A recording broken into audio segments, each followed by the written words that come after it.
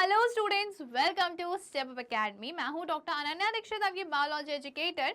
और आज हम इस वीडियो में क्या करने वाले हैं उससे पहले मैं आपको बता दूं, स्टेप अप एकेडमी का जो ऐप है उसके लिंक आपको डिस्क्रिप्शन में मिल जाएगी और वहां से आप ऐप को डाउनलोड कर सकते हैं। ऐप में आपको मिलेगा online classroom, doubt clearing session. अब पढ़ाई करोगे तो डाउट्स भी तो आएंगे, तो वो उसके लिए भी अलग से सेशन होगा। Live test series, personalise assistance, career counselling, और इसको आप जब चाहे तब यूज़ कर सकते हो। अगर आप अपने फैमिली या फ्रेंड्स में किसी को रेफर करते हो तो आपको कुछ आपके लिए एक्साइटिंग प्राइजेस भी हैं। यहाँ पे आपको फ्री नोट्स भी अवेलेबल मिल जाएंगे।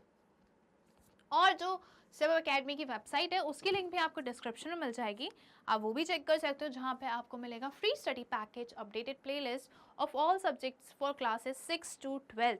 जी हाँ, 6 to 12 तक के सारे सब्जेक्ट्स के सारे वीडियोस हमारी वेबसाइट पे अवेलेबल है, तो आज ही चेक करिए। जैसे कि ये फ्री है तो इसके लिए आपको कोई भी फीस नहीं देना है। तो हमने हमारे लास्ट वीडियो में क्या देखा था, हमने फॉरेस्ट और अवर लाइफ लाइन के हमने फुल चैप्टर एक्सप्लेनेशन देख लिया, हमने एनसीईआरटी सॉल्यूशन देख लिए। अब इस वीडियो में chapter number 12 forest our life line के हम एनसीईआरटी एग्जाम्पलर के सॉल्यूशंस देखने वाले हैं। ओके, तो क्या है फर्स्ट क्वेश्चन, और मल्टीपल चॉइस क्वेश्चंस हैं, एमसीक्यूज हैं। Which of the following serve as green lungs, इनमें से किसको हम ग्रीन लंग्स बोलते हैं?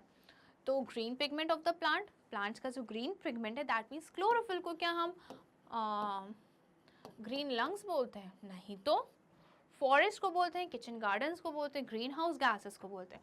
तो फॉरेस्ट जो है, ऑप्शन बी जो है, उसको हम ग्रीन लंग्स बोलते हैं। ग्रीन लंग्स हम फॉरेस्ट को इसलिए बोलते हैं क्योंकि ये कार्बन डाइऑक्साइड और ऑक्सीजन की जो साइकिल है, ठीक है, कार्बन डाइऑक्साइड गैस और ऑक्सीजन गैस का बैलेंस ये एटमॉस्फेयर में मेंटेन रखते हैं। ओके, इसलिए हम फॉरेस्ट को क्या बोलते हैं? Green lungs. तो हमारा करेक्ट ऑप्शन क्या है? Option B. Next question. Bujo visited a forest near his town with his classmate and his teacher. बूजो कहाँ पहुंची? बूजो पहुंची फॉरेस्ट में, उसे शहर के पास कोई सा जंगल था, वो अपने क्लासमेट्स और टीचर्स के साथ पहुंची। As they were entering the forest, their class teacher told them not to make noise in the forest as noise could disturb. तो वैसे ही जैसे वो लोग जंगल में पहुंचे तो उनके टीचर ने उनको सजेस्ट किया, एडवाइस किया कि भाई आवाज़ मत करो, ओके, शांति से चलो। तो उन्होंने ऐसा क्यों बोला कि आवाज़ मत करो, शांति से चलो? ये अगर वो आवाज़ करेंगे तो कौन डिस्टर्ब होगा? बर्ड्स डिस्टर्ब होंगे? जी हाँ, बिल्कुल होंगे। एनिमल्स डिस्टर्ब होंगे? जी हाँ, एनिमल्स भी डिस्टर्ब होंगे। बोथ बर्ड्स एंड प्लांट्स, या फिर both birds and animals, and D option is plants. Plants को तो डिस्टर्ब होते नहीं, बेचारे बहुत ही अच्छे होते हैं, तो डिस्टर्ब कौन होगा? Birds and plants both. Okay, तो सी ऑप्शन जो है वो करेक्ट है। इसलिए टीचर ने बोला कि भाई आवाज़ें मत करो, आवाज़ मत निकालो, शांति से रहो। ओके, क्योंकि बर्ड्स और एनिमल्स जो हैं वो डिस्टर्ब हो सकते हैं। जैसे हमारे घर में मेहमान आ जाते हैं, वो जब मेहमान आते हैं तो बहुत शोर होता है, तो वो शोर से हम डिस्टर्ब होते हैं। वैसे अगर हम जंगल जा रहे हैं, हम तो मेहमान हैं, किसके? एनिमल्स के, बर्ड्स के, प्लांट्स के। अगर हम वहाँ पे जाके शोर करेंगे तो वो भी डिस्टर्ब होंगे, राइट? चलिए, next question. Which among the following forest animal is the smallest? Okay, इसमें से कौन सा फॉरेस्ट एनिमल स्मॉलेस्ट है, सबसे छोटा है? फॉक्स तो नहीं है। बोर, बोर का मतलब मैं बता चुकी हूँ, it's a kind of pig. ये क्या होता है? पिग होता है ये मैंने फुल चैप्टर एक्सप्लेनेशन में आपको बताया था। बाइसन जो होता है वो गाय होती है, एक टाइप की काऊ होती है। ओके, मतलब काऊ, हाँ काऊ ही होती है। पोर्क्यूपाइन जो है वो स्मॉलेस्ट होता है। पोर्क्यूपाइन एक रोडेंट होता है, चूहे के समान का होता है वो, ठीक है, जैसे चूहा होता है ना, जमीन में तिलबिल तिलबिल दौड़ता रहता है, वैसे पोर्क्यूपाइन होता है। बट पोर्क्यूपाइन पाइन मतलब ये अगर ऐसा शरीर होता है उसका, और इसके ना पूरे स्पाइक्स टाइप के निकले हुए रहते हैं, ऐसे पूरे निकले हुए रहते हैं। ओके, सर्च कर लेना गूगल पे। ओके, ये पोर्क्यूपाइन जो होता है वो स्मॉलेस्ट होता है, रोडेंट होते हैं, तो इसका सही आंसर जो है डी है। Next question. Which of the following has the strongest stem? इसमें से कौन सा प्लांट है जिसके पास स्ट्रॉन्गेस्ट स्टेम होती है? ओके, ट्री, जी हाँ ट्री के पास तो होती है, ट्री इसका सही आंसर होना चाहिए। बाकी ऑप्शंस भी देख लेते हैं, क्रीपर, क्लाइंबर एंड बुश। तो बेटा क्रीपर और क्लाइंबर में डिफरेंस क्या होता है? आपने मनी प्लांट देखा होगा, है ना? मनी प्लांट को किसकी एक सपोर्ट की ज़रूरत होती है, वर्टिकली डेवलप होने के लिए, ग्रो करने के लिए उसको किसकी सपोर्ट की ज़रूरत होती है? या तो हम रस्सी बांध देते हैं या तो हम बैम्बू लगा देते हैं। ओके, तो ये क्या होते हैं? क्लाइंबर्स होते हैं। ये क्या होते हैं? क्लाइंबर्स होते हैं। और क्रीपर जो होते हैं, क्रीपर हॉरिजॉन्टली, कुछ बेल होती हैं जो हॉरिजॉन्टली सॉइल में रन करती हैं, ठीक है, सॉइल में प्रेजेंट होती है, मिट्टी पे प्रेजेंट होती हैं। ओके, जो वर्टिकली जाती हैं दैट इज क्लाइंबर, और जो हॉरिजॉन्टली जाती हैं that is creeper. Okay, creeper वो होता है।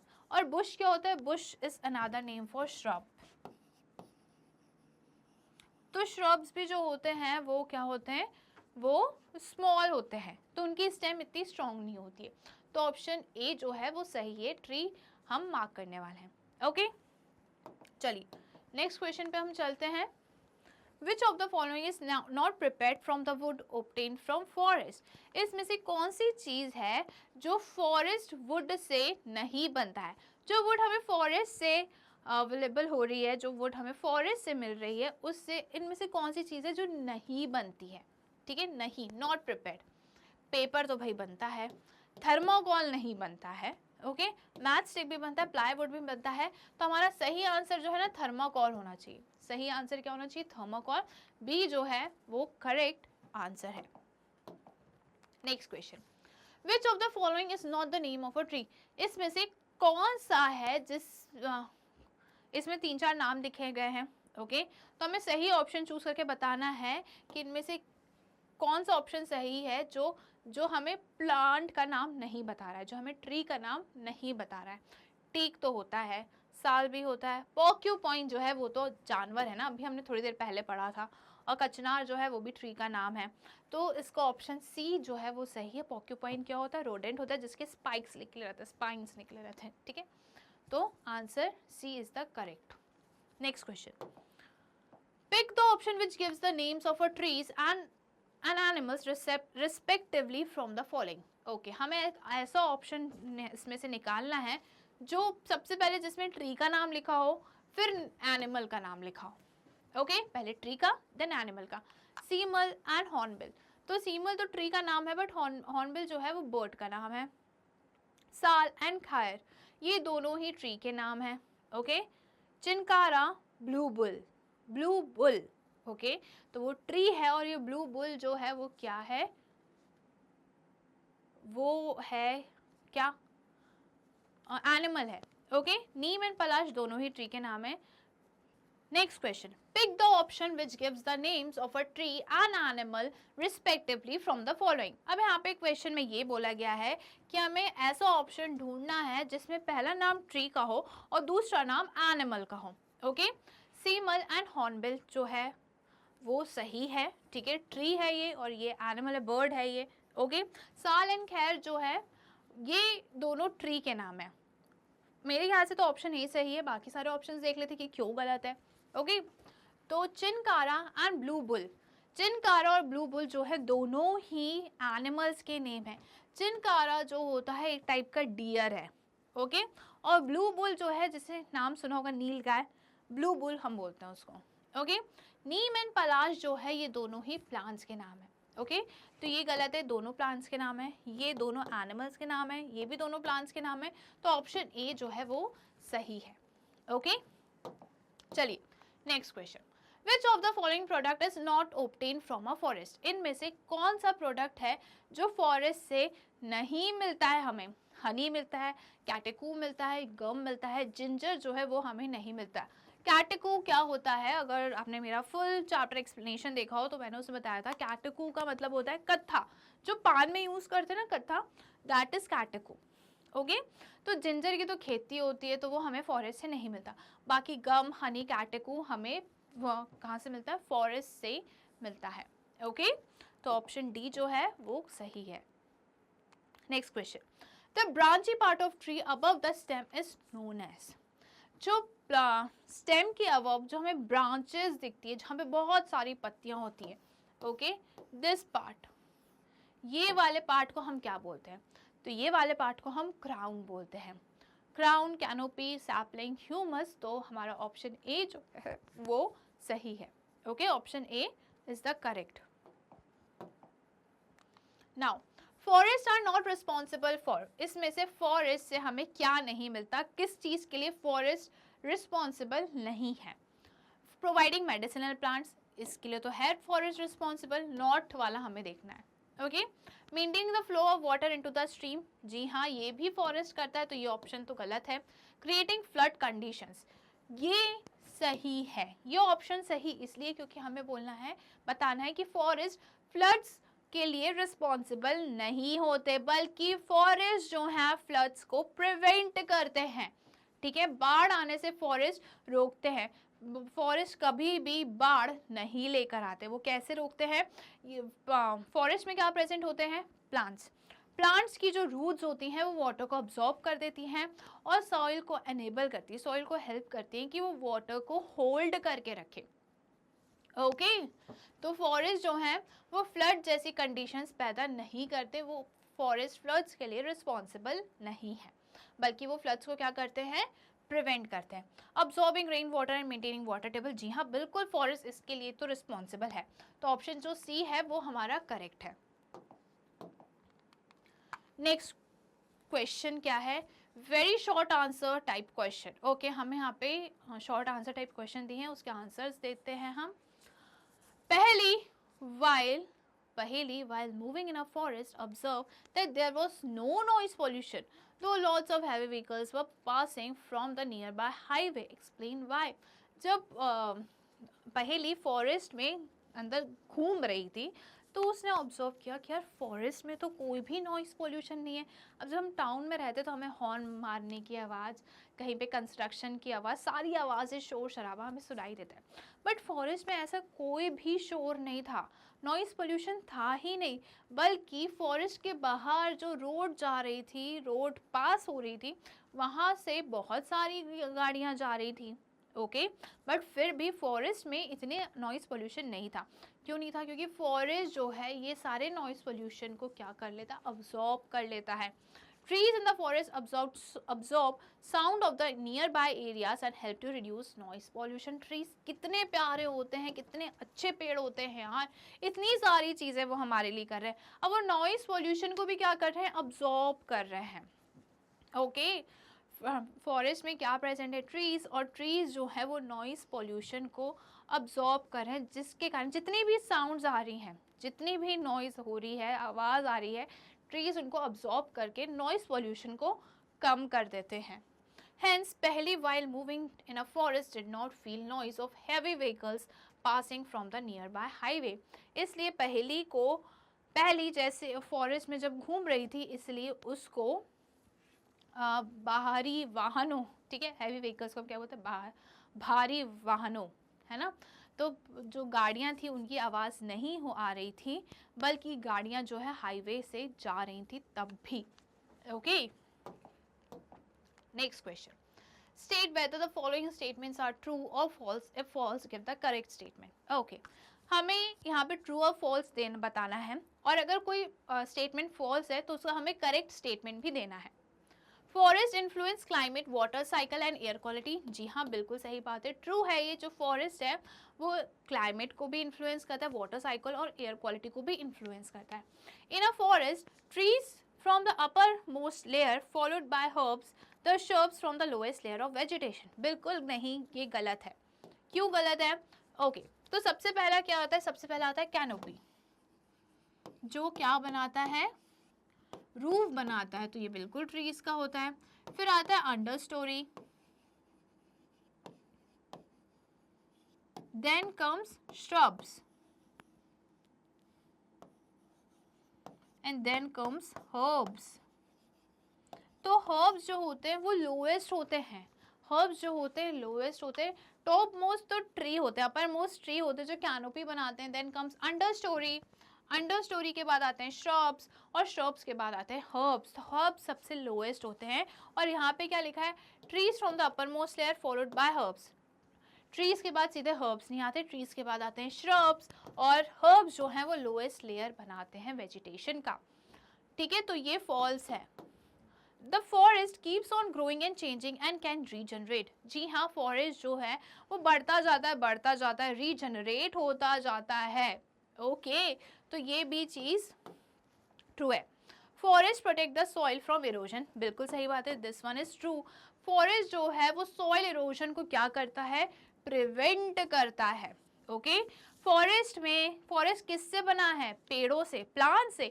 तो प्लांट्स की जो रूट्स होती हैं वो क्या करती हैं, वो सॉइल को होल्ड करके रखते हैं, जिसके कारण सॉइल इरोजन नहीं होता है। ओके, चलिए इसके आंसर्स हम देख लेते हैं। ट्रू है ए वाला, जी हाँ हमने भी ट्रू मार्क करा है। सेकेंड बी इज फॉल्स, बिल्कुल बी फॉल्स है। क्यों फॉल्स है? In a forest tree from the upper most layer followed by shrubs, herbs from the lowest layer of vegetation. जी हाँ, अपर मोस्ट जो होती है वो ट्रीज की होती है, फिर श्रब्स की होती है, देन कम्स हर्ब्स। ओके, सी भी ट्रू है एंड डी भी ट्रू है। ओके, चलिए अब हम चलते हैं नेक्स्ट क्वेश्चन पे। 13th, पहली wrote a food chain in the following way: frog, eagle, insects, grass and snake. The chain is not in the correct order. पहली ने क्या किया, फूड चेन लिखा, बट फूड चेन का सीक्वेंस जो है ना, ऑर्डर जो है ना वो गलत है। Help her to write the food chain correctly. अब हमें उसकी हेल्प करना है फूड चेन को करेक्टली लिख के। तो कैसे करेंगे? सबसे पहले तो आएगा ग्रास, क्योंकि प्रोड्यूसर सबसे पहले आते हैं। फिर ग्रास के बाद आएंगे इंसेक्ट्स, क्योंकि ग्रास को कौन खाएगा, इंसेक्ट्स कंज्यूम करेंगे, राइट। फिर इंसेक्ट्स को कौन कंज्यूम करेगा, इंसेक्ट्स को कंज्यूम करते हैं फ्रॉग। फ्रॉग को कौन करेगा, फ्रॉग को करेगा स्नेक। स्नेक जो है मेंढक खाएगा, और सांप को ईगल खाएगी। देखा है ना, ईगल जो होती है, चील जो होती है, वो सांप को उठा के ऊपर ले जाती है, ठीक है, उड़ उड़ के ऊपर ले जाती है एकदम।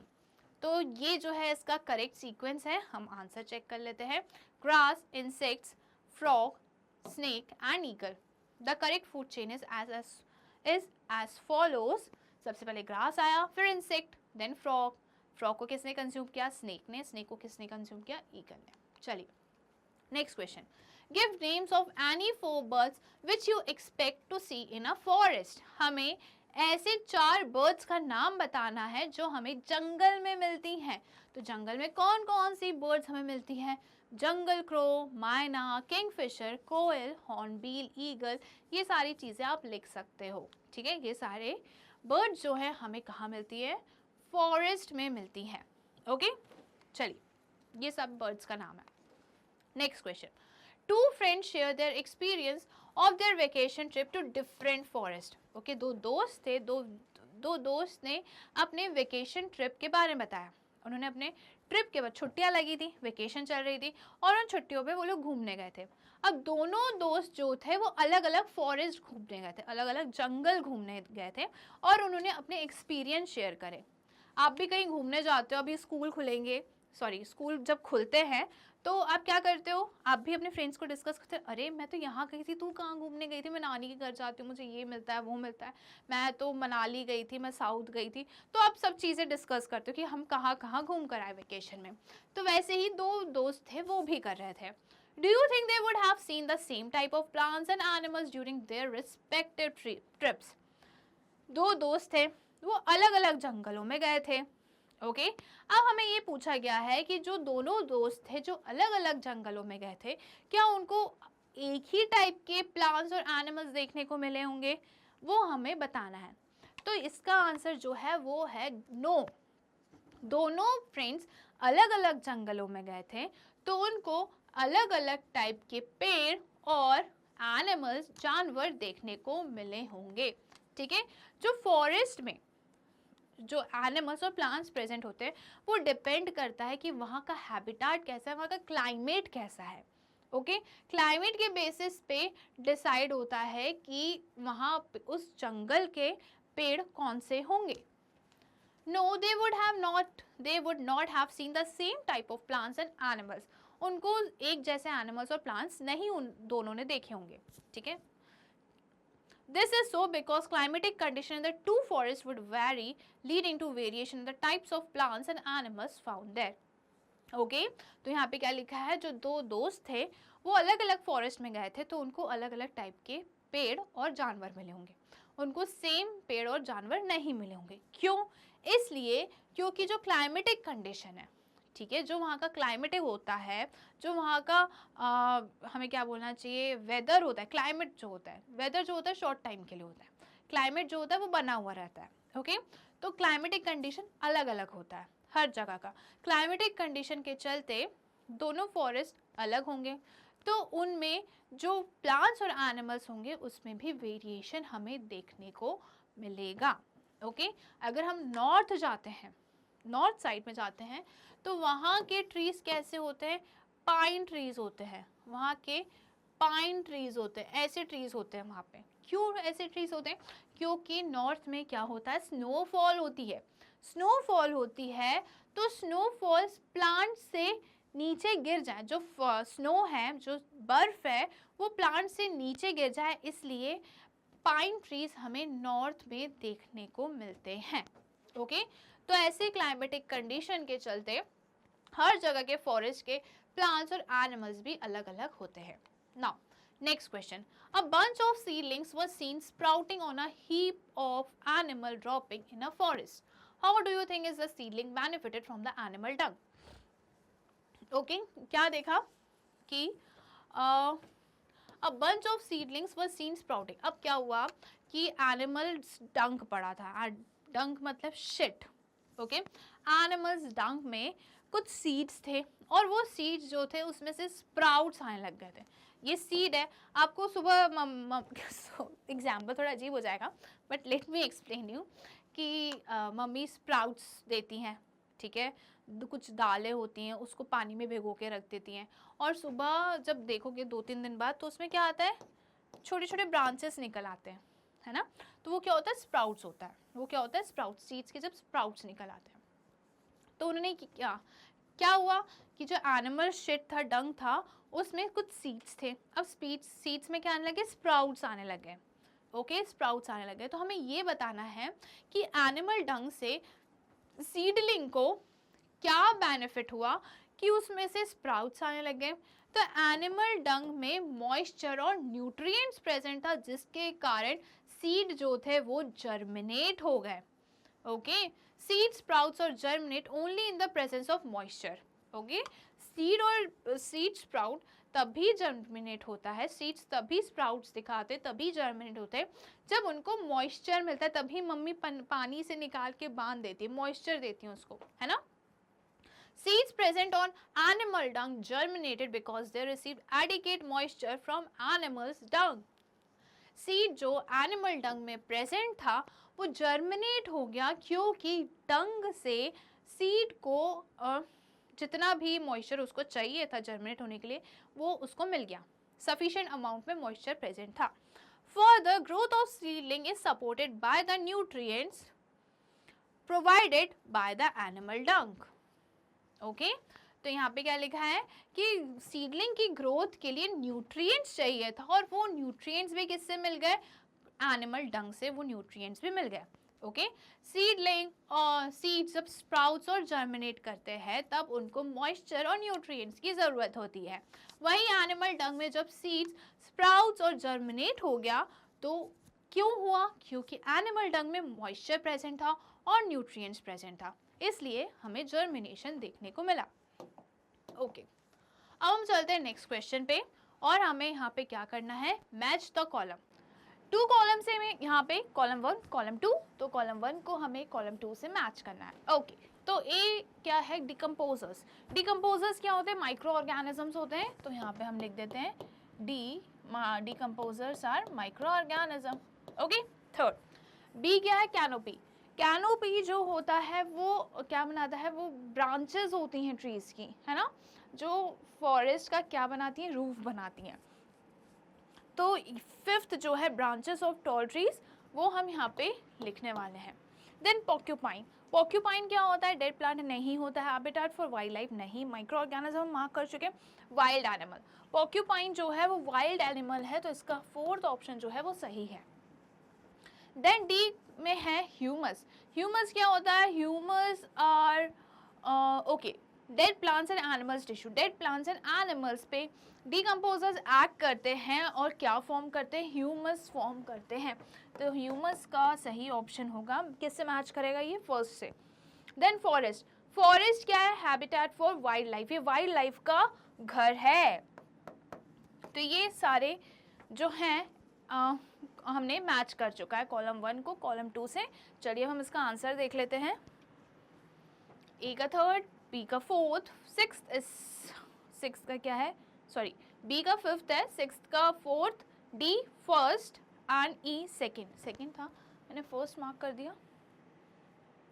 ओ हाँ, यस सेकेंड। ओके सेकेंड है, चलिए ठीक है, सेकेंड था, हमने सही यहाँ पे मैच करा है। अब नेक्स्ट क्वेश्चन पे चलते हैं। Deforestation may lead to forest floods, sorry. Okay why? अगर डिफॉरेस्टेशन होगा तो फ्लड्स आएंगे, क्यों आएंगे ये हमें बताना है। डिफॉरेस्टेशन मतलब क्या होता है? Cutting down of trees in a forest. Okay, forest में जो ट्रीज प्रेजेंट है हम उसको काट रहे हैं ताकि हम वो वुड्स का यूज कर सकें। अब फॉरेस्ट क्या होता है? वो क्या करता है? फ्लड्स को प्रिवेंट करता है, बाढ़ आने से रोकता है। ओके, अब कैसे रोकता है? फॉरेस्ट किससे बना है? पेड़ों से बना है। तो पेड़ों की जो जड़ें होती हैं वो वाटर को होल्ड करके रखती हैं, वाटर को अब्जॉर्ब करती हैं। ओके, रूट्स जो होती हैं वाटर को अब्जॉर्ब करती हैं और साथ ही क्या करती है कि मिट्टी को एनेबल करती हैं कि वो वाटर को अब्जॉर्ब कर सके। इसलिए फॉरेस्ट जो है वो क्या करता है? फ्लड्स को प्रिवेंट करता है। अगर हम जंगल काट देंगे तो क्या होगा? फ्लड्स आ जाएंगे। ओके, कैसे? इन forest rain drop do not hit the forest floor directly. Okay, forest में क्या होता है? जो रेन ड्रॉप्स हैं वो डायरेक्टली फ्लोर को, मतलब उसकी फॉरेस्ट की जो फ्लोर होती है उसको डायरेक्टली हिट नहीं करती है। डायरेक्टली पानी जो है, बारिश जो है वो मिट्टी में नहीं आ जाती है। Okay, the canopy layer of the forest intercepts the flow of raindrops so that rainwater falls on the leaf of a tree and then drips slowly onto the forest floor. Okay, जो forest का canopy layer होता है, canopy layer मतलब जो branches होती हैं जो roof बनाती हैं, वो क्या करता है? इंटरसेप्ट करता है रेन ड्रॉप्स को। इंटरसेप्ट मतलब रोकता है, पानी को डायरेक्टली हिट करने से रोकता है। पानी रेन वाटर को डायरेक्टली फ्लोर पे हिट करने से क्या करता है? रोकता है, प्रिवेंट करता है। इंटरसेप्ट मतलब हॉल्ट करवाता है। ओके, तो रेन वाटर जो है वो पत्तियों में होती हैं, फिर धीरे धीरे ये जो ड्रॉप्स पत्तियों पर हैं वो कहाँ आती हैं? वो मिट्टी में आती हैं, ठीक है, फ्लोर को हिट करती हैं। This water does not collect and stagnate on the forest floor. This prevents flooding. Okay, तो ये जो वाटर है वो कलेक्ट होके स्टैगनेट नहीं होता। स्टैगनेट का मतलब क्या होता है कि अभी बारिश होती है, जब बारिश को टाइम पे आपने देखा ही होगा कि पानी जो है वो जगह जगह पे भर जाता है ना, पानी ब्लॉक कर देता है। तो ये जो कलेक्शन ऑफ वाटर है ना, जो ठहरा हुआ वाटर है, ठीक है, जो पानी ठहरा हुआ है, जो मूव नहीं कर रहा, उसको हम क्या बोलते हैं? स्टैगनेंट बोलते हैं। ठीक है, उसको हम क्या बोलते हैं? स्टैगनेट बोलते हैं। ओके, तो वाटर जो है वो ऐसे फ्लोर पे कलेक्ट नहीं होता है। ओके, फ्लोर पे कलेक्ट नहीं होता है तो क्या? स्टैगनेट नहीं हो जाता, रुक नहीं जाता है वो। ओके, ऑन द फॉरेस्ट, और इसी कारण जो फ्लड्स हैं, बाढ़ हैं, वो प्रिवेंट होती हैं, नहीं आ पाती। Deforestation is the destruction of forest or large scale cutting of trees on a land. In the absence of trees, the flow of water is disrupted, which may lead to floods. Okay, इसी कारण क्या होता है कि deforestation का मतलब क्या हो गया? हम जंगलों को काट रहे हैं, जंगलों को हम काट रहे हैं, जिसके कारण वाटर जो है वो कलेक्ट होता जा रहा है, उसका अब्जॉर्प्शन नहीं हो पा रहा है और इसी कारण से फ्लड्स आते हैं। यहाँ पे रीजंस दूसरे दिए हैं, राइट, कैनोपी वगैरह के। और आप क्या लिख सकते हो? आप ये भी लिख सकते हो कि रूट्स वाटर को अब्जॉर्ब करती हैं और सॉइल जो है वो भी वाटर को होल्ड करके रखते हैं। रूट्स जो है सॉइल को अनेबल करती, हेल्प करती हैं कि वाटर का सॉइल में पर्कुलेशन हो सके। ओके, तो ये सारे रीजंस हैं कि डिफॉरेस्टेशन अगर हम करेंगे, डिफॉरेस्टेशन होता है तो डिफॉरेस्टेशन का एक जो इफेक्ट है वो क्या है? फ्लड्स आने लगेंगे, बाढ़ आने लगेंगी। चलिए अब हम चलते हैं नेक्स्ट क्वेश्चन पे। Name any 4 useful products other than wood which we get from forest. हमें फॉरेस्ट के अलावा, सॉरी यहाँ पे लिखा है हमें वुड के अलावा चार दूसरे ऐसे प्रोडक्ट्स बताने हैं जो हमें फॉरेस्ट से मिलते हैं वुड के अलावा। ओके, तो कौन से वो चार product? Forest yield many valuable products, forest के पास बहुत सारे वैल्यूएबल प्रोडक्ट्स होते हैं जो फॉरेस्ट जो है, यील्ड का मतलब क्या होता है? प्रोड्यूस, ठीक है। तो फॉरेस्ट जो है काफ़ी सारे वैल्यूएबल प्रोडक्ट्स को प्रोड्यूस करते हैं other than wood, such as turpentine, latex, oil, spices, resins, gums etcetera. Okay, turpentine जो है एक टाइप का क्या है? ऑयल होता है, एक टाइप का क्या होता है? ऑयल होता है। बाकी सबका मतलब तो आपको पता ही है। चलिए next question, question number 20, figure 17.1। Okay, ये आई गेस 17.1 नहीं है, ये 12.1 हो जाएगा। ओके, 12.1। अगर एग्जाम्पलर ने भी अपने चैप्टर्स नंबर चेंज करे होंगे तो ये 12.1 हो जाएगा, नहीं करे होंगे तो दैट इज 17.1। तो यहाँ पे क्या दिया है? कुछ पिक्चर दी हुई है और हमको क्या बताना है वो हम देख लेते हैं। क्वेश्चन क्या पूछा गया है? Right any 3 activities going on in the forest on the basis of this figure. अच्छा, फॉरेस्ट का हमें पिक्चर दी गई हुई है और जो पिक्चर हमें दी गई है उसके बेसिस पे हमें कोई भी 3 चीजें बतानी है, ठीक है। क्या काम फॉरेस्ट में हो रहा है? तो हम क्या बता सकते हैं? प्लांट जो है फोटोसिंथेसिस कर रहे हैं। ओके, कार्बन डाइऑक्साइड क्या करते हैं? फोटोसिंथेसिस करते टाइम प्लांट्स अब्सॉर्ब करते हैं। ओके, फोटोसिंथेसिस के टाइम पे कार्बन डाइऑक्साइड प्लांट्स अब्सॉर्ब करते हैं और ऑक्सीजन रिलीज करते हैं। ओके, अब यहाँ पे क्या लिखा है? डिकम्पोजर्स जो हैं वो क्या कर रहे हैं? डिकम्पोजर्स डेड प्लांट्स और एनिमल्स को डिकम्पोज कर रहे हैं। ओके, और ये जो वाटर, सॉइल, ये सारी चीज़ें हैं, ये क्या हो रही हैं? रूट जो है वाटर को अब्सॉर्ब कर रहे हैं, सॉइल में न्यूट्रिएंट्स प्रेजेंट है। तो ये सारी चीज़ें, एक्टिविटीज़ जो हैं यहाँ पर हमें होते हुए दिख रही हैं। चलिए अब हम इसका आंसर देख लेते हैं। Based on the given picture of forest following activities are going on, ये सारी एक्टिविटीज हो रही है। Carbon dioxide is consumed by the plants in the process of photosynthesis. Okay, photosynthesis के टाइम पे प्लांट्स जो होते हैं कार्बन डाइऑक्साइड क्या करते हैं? कार्बन डाइऑक्साइड अब्सॉर्ब करते हैं, कंज्यूम करते हैं। फोटोसिंथेसिस के टाइम पे ऑक्सीजन रिलीज करते हैं। Oxygen is given out by the plants during photosynthesis. Okay, decomposers are decomposing organic matter present on the forest floor and enriching the soil with nutrients which are taken up by the plants for their growth. अब decomposers क्या कर रहे हैं? Organic matter को decompose कर रहे हैं। Organic matter मतलब क्या होता है? जो भी चीज लिविंग ऑर्गेनिज्म से जनरेट हुई है that is organic matter.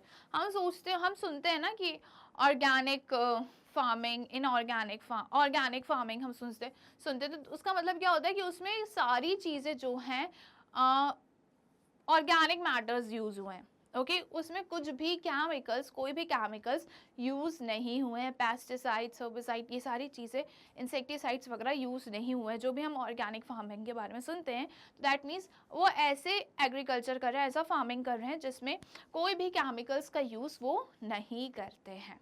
Okay, तो क्या हुआ?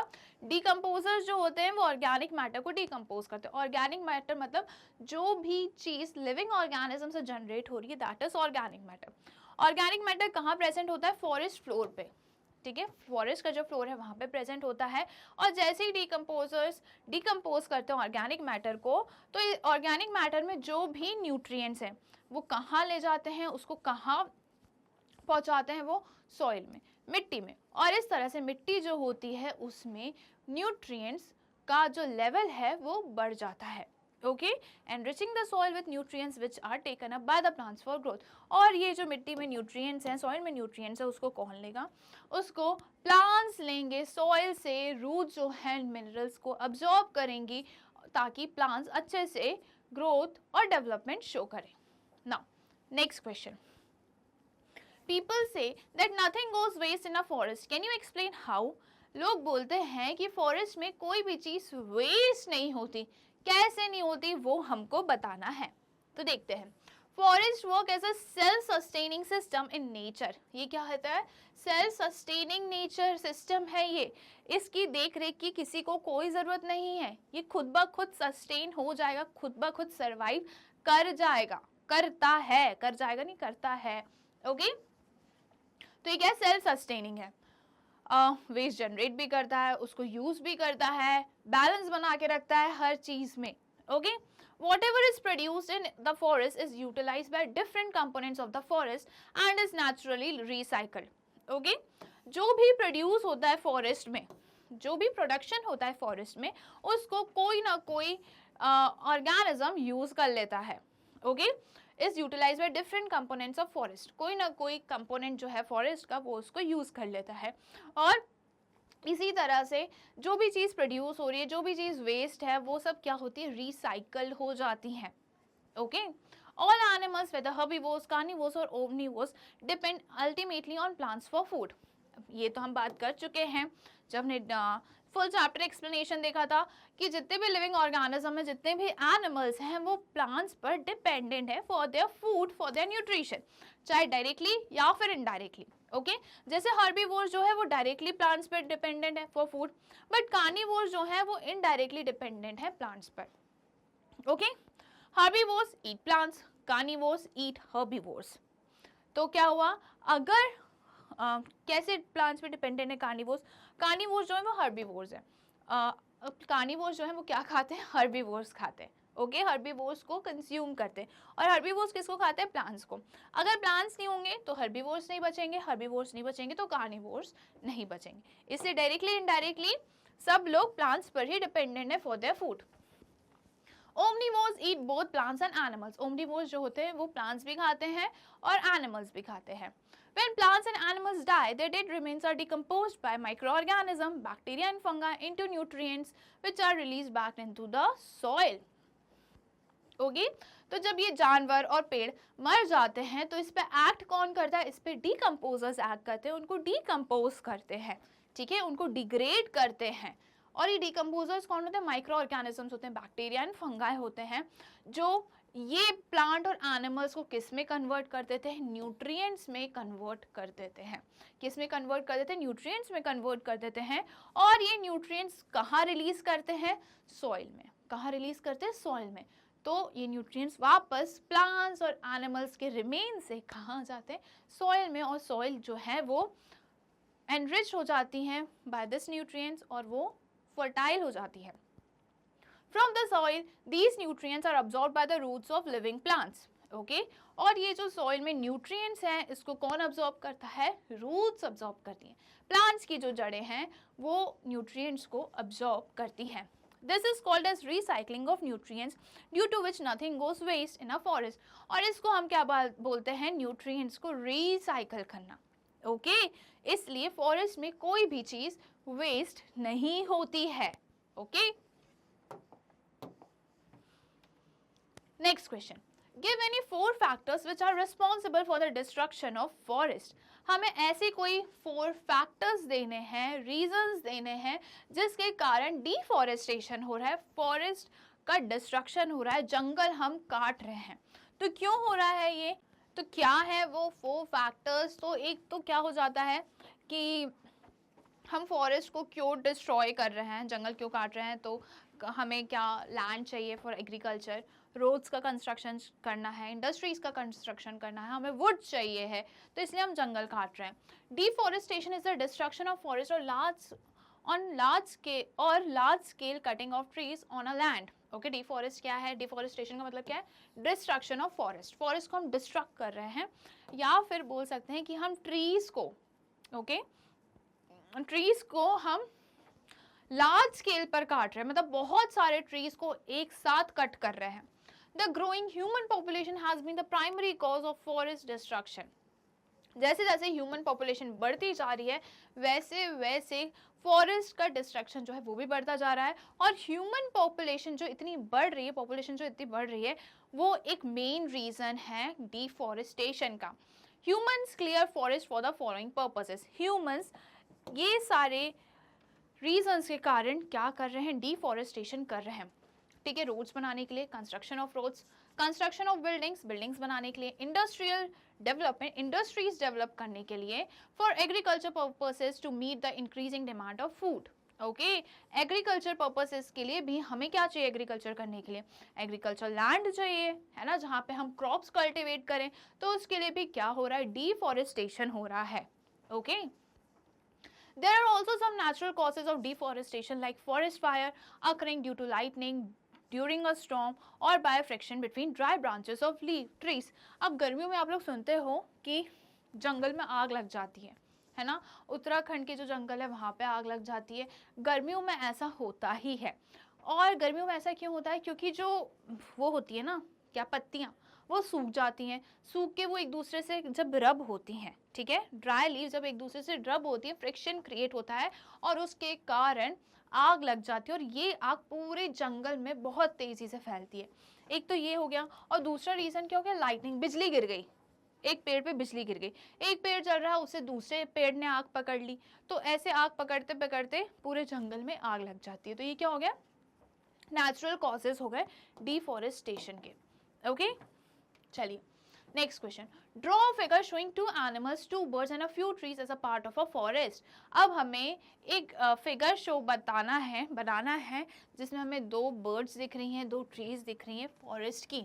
Okay, the given picture shows animals like rabbit, fox, squirrel and birds like eagle and red-tailed hawk along with few trees in a forest patch. Okay, तो ये picture है जो हमें बनाना था। तो हमने एक ट्री बना दिया, हमने ग्रासेस बना दिए, हमने क्या बना दिया? रैबिट बना दिया, हमने फॉक्स बना दिया और यहाँ पे हमने बर्ड बना दी। कौन सी है ये? हॉक है। दिस इज हॉक, ठीक है, ये क्या है? हॉक है। और ईगल तो रेड टेल्ड हॉक है ना, along with few trees in a forest, ठीक है। और ये ईगल हो गई, ये स्नेक हो गया। तो ये सारी चीज़ें हमने क्या करी? हमने पिक्चर हमने ड्रॉ कर लिया। तो ये जल्दी से आप अपने नोटबुक में बना के देखना। चलो, जिसको ड्राइंग अच्छी लगती है। Next question. All the needs of animals living in a forest are fulfilled, justify this statement in a few sentences. Okay, यहाँ पे क्या लिखा है? एनिमल्स जो फॉरेस्ट में रहते हैं उनकी जितनी भी रिक्वायरमेंट होती है, जो भी नीड्स होते हैं, वो पूरे के पूरे वहीं फुलफिल हो जाते हैं। तो ये स्टेटमेंट को हमें जस्टिफाई करना है। तो हम कैसे करेंगे कि plants and animals in a forest show interdependence. Plants भी और एनिमल्स एक दूसरे पे क्या होते हैं? डिपेंडेंट होते हैं। ओके, एक दूसरे पे डिपेंडेंट होते हैं। प्लांट्स एनिमल्स में और एनिमल्स प्लांट्स एनिमल्स पे और एनिमल्स जो है प्लांट्स पे। Okay, plants present in the forest fulfil all the needs of animals present there. Plants जो हैं वो एनिमल्स की, इवन ह्यूमंस की, सब की सारी नीड्स को फुलफिल करती है। फूड बना के देती है, ऑक्सीजन रिलीज करती हैं। बहुत ही अच्छे पेड़ होते हैं यार, है ना। Plants provide oxygen to the animals to respire. Plants जो है वो एनिमल्स को क्या देती हैं? ऑक्सीजन देती हैं, ठीक है, ऑक्सीजन प्रोवाइड करती है। फोटोसिंथेसिस के टाइम पे एनिमल्स जो कार्बन डाइऑक्साइड रिलीज करते हैं वो प्लांट्स अब्सॉर्ब कर लेते हैं और बदले में क्या देते हैं? ऑक्सीजन देते हैं। They also provide food to all the animals directly or indirectly. और ये क्या करते हैं? ये क्या एनिमल्स को फूड भी प्रोवाइड करते हैं डायरेक्टली और इनडायरेक्टली। डायरेक्टली इनडायरेक्टली हमने इतनी बार पढ़ लिया है कि अब आपको समझ में आ गया होगा कि एनिमल्स कैसे डायरेक्टली डिपेंडेंट है, जो डायरेक्टली प्लांट्स को खाते हैं, और इनडायरेक्टली कैसे डिपेंडेंट है कि कुछ एनिमल्स जो होते हैं वो प्लांट ईटर्स को खाते हैं। तो ऐसे इनडायरेक्टली और डायरेक्टली सारे एनिमल्स जो हैं वो डिपेंडेंट होते हैं। Herbivores obtain food directly from plants. Okay, herbivores जो होते हैं वो डायरेक्टली प्लांट से फूड लेते हैं। Carnivores depends on herbivores for food. Carnivores जो होते हैं वो हर्बीवोर्स पे डिपेंडेंट होते हैं। Trees in forest provide shelter to forest animals. जो ट्रीज होते हैं फॉरेस्ट में वो क्या करते हैं? एनिमल्स को शेल्टर प्रोवाइड करते हैं। ओके, एनिमल्स जो फॉरेस्ट में रह रहे हैं उनको क्या प्रोवाइड करते हैं? शेल्टर प्रोवाइड करते हैं। Hence we can say that all the needs of animals in a forest are fulfilled. और इसलिए हम बोल सकते हैं कि एनिमल्स जो फॉरेस्ट में रह रहे हैं उनकी सारी नीड्स फॉरेस्ट फुलफिल करके देता है, फुलफिल करता है। Okay, next question. Forest are our lifeline. Write 5 sentences on this topic. Forest जो है हमारा लाइफ लाइन है, इसके लिए हमें इस सेंटेंस को, इस स्टेटमेंट को हमें सही प्रूफ करना है। इस सेंटेंस के सपोर्ट के लिए हमें कितने रीजंस देने हैं? 5 रीजंस देने हैं। ओके, चलिए। Forests are very important renewable natural resources. They are useful in the following ways. Forest जो है बहुत ही important है और renewable natural resources हैं, और कैसे हैं यूजफुल हम देख लेते हैं. Plants in forests purify air by absorbing CO2 and releasing oxygen, and also maintain a balance between oxygen and CO2 in the atmosphere. Okay, plants जो हैं कार्बन डाइऑक्साइड क्या लेते हैं, अब्जॉर्ब करते हैं, और रिलीज क्या करते हैं, ऑक्सीजन रिलीज करते हैं. तो ये क्या कर रहे हैं, एयर को प्योरीफाई कर रहे हैं. ये ऑक्सीजन और कार्बन डाइऑक्साइड का एटमॉस्फेयर में बैलेंस बना के रखते हैं. Clear. Plants in the forest absorb water from the soil through their roots and release it into the air by the process of transpiration, which increases the amount of water vapor in the air, helps in cloud formation and rainfall. अब plants जो होते हैं, ये तो हम बचपन से पढ़ते आ रहे हैं कि प्लांट्स जो होते हैं वो रूट से वाटर को अब्जॉर्ब करते हैं और ये क्या करते हैं, एटमॉस्फेयर में रिलीज करते हैं. क्या करते हैं, एटमॉस्फेयर में रिलीज करते हैं. आपने कभी देखा है क्या पेड़ बारिश करवा रहे हैं? नहीं, वो बारिश के पानी को वो लिक्विड फॉर्म में रिलीज नहीं करते. किस फॉर्म में रिलीज करते हैं, भाप के फॉर्म में. किस फॉर्म में, वेपर्स के फॉर्म में, वाटर वेपर्स के फॉर्म में ये एटमॉस्फेयर में वाटर को रिलीज करते हैं. ओके, जिसके कारण एयर में मॉइस्चर कंटेंट बना रहता है और इसी के कारण क्लाउड्स बनते हैं. इसी के कारण जो हमें बादल बनते हुए दिखते हैं ना, ये वाटर एवेपोरेशन के कारण ही क्लाउड्स फॉर्म होते हैं और हमें बारिश मिलती है. ठीक है, और क्लाउड बनेंगे तो क्या होगा, बारिश होगी, रेनफॉल होगा. Okay, Thus forest plays an important role in water cycle operating on the earth. अब क्या था, प्लांट्स क्या कर रहे थे, फॉरेस्ट क्या कर रहे थे, ऑक्सीजन और कार्बन डाइऑक्साइड का जो साइकिल है वो मेंटेन करके रख रहे हैं, वाटर साइकिल भी मेंटेन करके रख रहे हैं, है ना. ये 2 पॉइंट्स तो हो गए. नेक्स्ट क्या है, forest provide us various products such as wood, gum, medicines, fruits, latex etcetera. Forest से हमें बहुत सारी चीज़ें मिलती हैं, जैसे कि वुड्स हो गया, गम हो गया, मेडिसिन, फ्रूट्स और भी बहुत सारी चीज़ें. The roots of trees in forest bind the soil particle together which help in preventing soil erosion. Roots जो होती हैं मिट्टी को पकड़ के रखती हैं. ठीक है, प्लांट्स की जो जड़ें होती हैं वो सॉइल को होल्ड करके रखती है, पकड़ के रखती हैं, ताकि मिट्टी जो है वो पानी के साथ बह ना जाए. Okay. Moreover, the raindrops do not fall directly on the forest floor with full force due to presence of plants in different layers in a forest, which prevents flooding. Okay? अब जब फुल चैप्टर एक्सप्लेनेशन हमने देखा था तो हमने वहाँ पे forest की लेयर्स देखी थी. हमने सबसे पहले क्या देखा था, कैनोपी देखी थी, फिर अंडर स्टोरी देखी थी, है ना, फिर श्रब्स देखे थे, एंड देन क्या देखा था हमने, हर्ब्स. अब इतने सारे हाइट्स में हमने प्लांट्स कहाँ देखे, फॉरेस्ट में प्रेजेंट हैं, ये देखा हमने. तो क्या होता है कि रेन ड्रॉप जो होती है, बारिश की जो बूंदें होती है, वो डायरेक्टली फॉरेस्ट की जंगल के क्या बोलना चाहिए, फ्लोर पे नहीं पड़ती है. ओके, ये जो इतने सारे प्लांट्स हैं, ये रेन ड्रॉप की जो स्पीड है उसको कम कर देते हैं, हॉल्ट करवाते हैं. ओके, जिसके कारण फ्लडिंग नहीं होती, बाढ़ नहीं आता. Forest helps in maintaining the water table by harvesting the rain water. Forest जो है वो क्या करता है, वाटर टेबल मेंटेन करके रखता है. ठीक है, कैसे करता है, हार्वेस्टिंग करके. हार्वेस्टिंग मतलब रेन वाटर हार्वेस्टिंग हमने सुना होगा कि जो छत पे पानी है उसको डायरेक्टली मिट्टी में पहुंचा देता है. तो वही सारी चीज़ें लिखी है. फॉरेस्ट जो है वाटर टेबल मेंटेन करता है, वाटर को सॉइल में अब्जॉर्ब करवाता है. ओके, चलिए, तो यहाँ पे है जो हमारा NCERT example solution chapter number 12 forest our life line के होते हैं कंप्लीट. मैं मिलूंगी आपसे नेक्स्ट वीडियो में नए चैप्टर के साथ. Till then keep watching. Thank you.